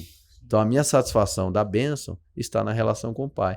Mas, Henrique, não é mais comum eu fazer algo e voltar para mim? Geralmente é. Só não é um absoluto. Só não é uma garantia. E não deve ser a motivação. Exato. Se você se perder nessa garantia, aí você transformou Deus em um balcão de negócio. Ele troca, né? Só tá trocando. Supermercado. Exato, supermercado. E é completamente bíblico. Eu falo assim, eu plantei, Apolo colheu, Exato. então não necessariamente... Você falou, eu formei um corretor, ele tá no outro imobiliário. Jesus vai falar isso em... Tá tudo certo. Falhou agora, acho que João 6, vai falar, ou João 4 agora, vai dizer assim, não é isso que o ditado dos judeus falam? Você escolhe onde não plantaram. Você plantou Cristo? Não. Mas você colhe dele. Todo dia. Então, E eu vejo assim, o empresário ele tem muito essa função na sociedade. Ele é o, vamos dizer assim, ele é o cara que tá ali constantemente plantando, né? sim. Plantando emprego, plantando Sim, uma oportunidade sim, de negócio, pagando um imposto, movimentando ali a economia. Sim, Então eu vejo assim, ele tem a bolsa de sementes ali com certeza. na mão, né? Então assim, a ideia, eu quero trazer essa consciência para quem assiste o resenha. Então, você tem muita semente na mão. É isso aí. Você tem muita semente na mão, então, mas não necessariamente vai colher. Às vezes você vai formar um colaborador que vai pro outro. Às vezes você vai fazer um negócio e vai romper uma sociedade e tudo mais. E eu queria trazer essa consciência de reino mesmo pro mundo do... É colocar os olhos no ato do plantio. A Exato. bênção está em poder plantar. Exatamente. Exato. E eu acho que essa é uma das coisas mais maravilhosas de empreender. Legal. De empreender. Porque assim, teve uma vez, eu lembro nitidamente assim, que eu vi uma frase do Thiago Nigro que eu fiquei revoltado. Que ele falou assim, se me arrancarem tudo, eu construo de novo. Porque eu aprendi a construir riqueza. Aí eu olhei para as minhas capacidades, minhas meras capacidades, e eu falei, eu não sei fazer isso. E eu lembro que eu fiquei muito bravo comigo mesmo, com as minhas próprias capacidades. E eu fiquei assim, eu preciso aprender isso. Preciso ali, sei, através de não era nem formado, não tinha faculdade. Eu falei, mas eu preciso, que me incomodou no meu coração, eu falei, eu preciso aprender alguma coisa que vai me ensinar a produzir riqueza. E eu vejo hoje assim, não é que eu tenho todo o conhecimento, mas aprendi uma coisa, que eu consigo empregar pessoas, que eu consigo transformar negócios, trazer leads, vendas, trazer um posicionamento para a internet ali, pegar a voz de alguém, uma voz transformadora, e colocá-la na internet e fazer aquilo alcançar pessoas que talvez precisem. Legal. E aí isso me traz esse senso, poxa, eu estou plantando. Sim. E o empresário, ele é isso. Você forma corretores, entende? A gente está constantemente ali plantando essas sementes e esse é o business de Deus. Sim. É isso aí. Eu, bom. Eu sou uma semente, né, no mercado imobiliário. Tem dois caras que eu só estou no mercado imobiliário por causa deles, que é o Rodrigo Bassani e o Gabriel. Eu fui segurança da Plaenge, da Vanguard e da MRV, através da Porte, um segurança limitado. E eu rodava esses stands de vendas, né? E lá, um dia no stand da MRV, quando ela chegou em Campo Grande, eles me avistaram. Eles passavam, cara, você tem perfil, você é um cara legal, você conversa bem, vamos virar corretor, enfim. Através da vida deles eu virei corretor. E hoje, até converso com o Rodrigo, ele fala assim, poxa, sua imobiliária está bem mais renomada do que a minha, ele brinca, né? Cresceu bastante, não sei o quê. Mas eu sou fruto, às vezes aquilo que da semente que ele, né, plantou está acontecendo, e através da minha vida outro também está acontecendo. Mas é bom também lembrar, falando de sementes, que são aí 13 anos, né, de mercado, e eu lembro que nem sempre foi fácil. O começo foi muito complicado, bem difícil, né? Eu estava aqui, o pastor falando, e eu lembrando do que Paulo fala, né, de que, cara, aprendi a estar contente em toda e qualquer situação, tanto sei ser abastado como estar na escassez total. E eu, relembrando minha trajetória de empreendedor, eu passei várias fases muito difíceis. E o quão é importante essas fases. Principalmente a fase de você aprender a trabalhar diante de uma escassez. Diante de dias que muitas das vezes o recurso vai ser somente aquele realmente para o dia. Isso é muito importante. Exato. Ah, e não é importante porque vai me deixar mais forte, que vai me... Não é só isso. É importante porque vai gerar em mim uma consciência do propósito que Deus tem na minha vida. E aí, chegando até aqui, né, ouvindo sobre essa questão de sementes, eu percebi, cara, eu sou uma semente. E essa semente, ela continua sendo plantada. E aí as pessoas vão colher. E tudo é estação. Eu estou vivendo um momento no meu negócio, falando de estação, eu nem sei, acho que uma vez eu comentei com o pastor Henrique isso, que eu sei que o dia que o Senhor me mostrou a rocha, eu não quis abrir imobiliários, quis falar, abri um escritório para trabalhar eu e minha esposa. No primeiro dia que eu abri a porta, tinha 6 corretores lá querendo trabalhar comigo. Tá? E aí foi virando uma imobiliária. E não foi... Olha só. Foi uma coisa orgânica que Deus foi gerando um movimento. Que legal. Mas desde o princípio Deus mostrou para mim, tem um começo, tem um meio, não vai ter um fim, mas a sua estação vai acabar nisso. E eu venho agora, eu e minha esposa, há mais de um ano conversando, a gente está vendo que isso está acontecendo. Que Deus está nos mostrando que, cara, se prepara, né, guarda recurso. Eu não atuo só no mercado imobiliário, eu atuo também no mercado financeiro. Né? Eu não sou aquele que vai ficar postando, eu faço isso, ganho dinheiro, não. Mas eu guardo ali também, eu invisto também no Vem aí no a outro Rocha mercado. Bet, brincadeira. Mas eu sempre fui um cara muito assim, equilibrado com questões de dinheiro, bem equilibrado. Eu não compro o carro que todo corretor quer ter, porque tem que ter, sabe? Eu não fico comprando as roupas, não. A gente vive bem, Sim. né? E sempre olhando para minha família. Eu olho para minha família, eu olho para minha casa, sem perder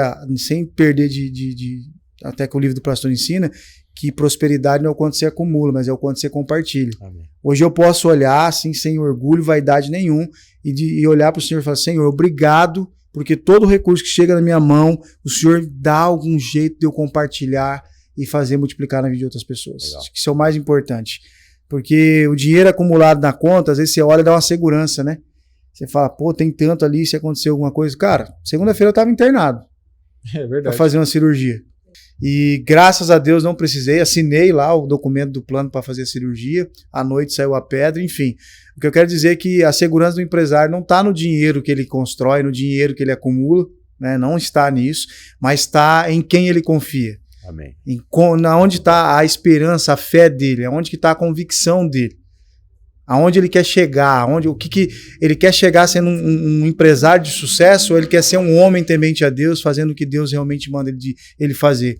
Percebo que as ansiedades são sempre voltadas para dinheiro, sempre voltadas para conquista. Né? Até nós vamos ver lá Filipenses 4:6, ele vai dizer, não andeis ansiosos por coisa alguma, em tudo apresente ao Senhor, vai dentro do que o pastor falou, que podemos orar assim, apresentar nossas causas ao Senhor, mas quando a nossa causa está voltada somente a dinheiro, somente a conquista, nós não estamos olhando realmente para a causa real. Nós temos um Senhor que é autor e consumador da nossa fé, e essa fé não é só em detrimento do meu próprio resultado, mas é em detrimento do outro, do próximo, do meu irmão. Né? A nossa igreja atua muito nisso, não é um singular ali de eus, é um nós, é um plural do nós.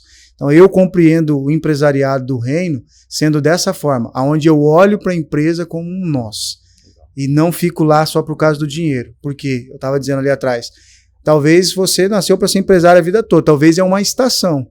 Sim. E você tem que fazer essa estação valer a pena. Você tem que dar sentido para ela. E o sentido para uma estação valer a pena são vidas sendo impactadas não através do que você faz, mas através de quem você é nele. Legal. Isso aí. E, Paulo, até para finalizar aqui, quando você falou ali que questão de semente, e eu quero até falar uma questão aqui, que realmente você é semente na vida das pessoas. Inclusive, você é semente lá em casa, porque, igual a gente já comentou aqui algumas vezes, o Paulo, ele deu oportunidade para minha mãe, e há muito tempo eu não via minha mãe feliz do jeito que ela está, de verdade. Não por questão financeira, mas por questão onde ela está. Minha mãe, ela passou por muitas situações de falência e de ficar muito mal. Eu não ver mais alegria nela, sabe? Nessa questão. E quando ela falou assim, ela recebeu, eu não sei se ela te contou, mas ela recebeu a direção de fazer um curso imobiliário de um caixa de supermercado. Uau. Caraca. O caixa de supermercado, acho que foi caixa de supermercado ou caixa do banco, foi algum caixa, o cara falou assim, ó, do nada. Sim, do nada, né? Uhum. Você já pensou? Gerou incidência. E aí ela ficou segurando isso um tempo, e aí do nada ela me ligou, Iago, me matriculei num curso de... O que você acha disso? Eu falei, cara, é maravilhoso e tal. Aí ela foi e logo ela já estava numa imobiliária. Só que não foi legal para ela e eu vi ela murchando. Ela falou assim, putz, com a idade que eu tô, tenho que passar por tudo isso de novo e tal. E uma hora ou outra o Paulo me ligou. Iago, vem aqui, vamos trocar uma ideia. A gente foi falar sobre negócio e eu saí e falei, cara, podia... Eu falei, não, pô, não vou. Ele falou, não vai. Aí eu liguei pro Paulo, falei, Paulo, ele falou, não, manda segunda-feira ela vir aqui. Que legal. E tá ali, então eu falo assim, você é semente, e como você é semente lá em casa. Amém. Então, além da felicidade dela, mas financeiramente também, para ela tá bem melhor do que estava. Recebeu essa semana. Recebeu essa semana. Tá feliz, não? Tá feliz. Então, eu até agradecer publicamente e honrar a sua vida, porque isso é muito, Glória muito a Deus, bom. cara. Glória a Deus. E é isso. Tem uma frase final aqui que é do reverendo Miles Monroe, mas que eu ouvi do reverendo Henrique Maia. Henrique Marção? Henrique Marçal, Mas ele tá bravo. queima. Vai lá. Ficou até bravo. Mas ela fala assim, pessoas pobres falam de dinheiro o tempo todo. Pessoas ricas falam sobre coisas e pessoas saudáveis falam sobre ideias. Pessoas pobres perseguem dinheiro. Pessoas ricas perseguem coisas. Pessoas saudáveis perseguem ideias. Muito bom. Então eu gosto bastante disso. E o resenha aqui é ideias. Muito bom. Né? Nós estamos trocando ideias aqui. Esse é o ambiente para a gente trocar esse tipo de ideia. Trazer essa visão bíblica de reino para o negócio. Eu acho que vai ser, para quem assistiu, para quem ficou aí até o final, vai ser algo muito enriquecedor. Para trazer uma visão nova, uma posição para quem ali quer começar a empreender, ou já empreende e tem dúvidas sobre essas áreas. Né? Eu tive no início, tem muito até hoje. Qualquer pessoa ali se questiona sobre isso. E finalizando agora o 5º episódio do Resenha. Queria agradecer ao pastor Henrique. Sei que a pastora Camila tá brava já. É nada, gente. Obrigado, rapaziada. Parabéns pela proposta, pelo projeto de vocês. Muito feliz mesmo ver vocês se desenvolvendo. E manda bala aí, cara. Projeto maravilhoso. Vai abençoar muita gente. Obrigado, Paulo. Uma honra aí, né, ter sua presença aí, contando sua história. Obrigado, meu parceiro Iago. Tamo junto. Tamo junto e fechando mais o 5º episódio. Fica aí, se inscreve no canal, né? Clique no sininho. Aciona o sininho para você receber os próximos episódios e tamo junto. Valeu. Fechou? Fechou. Falou! É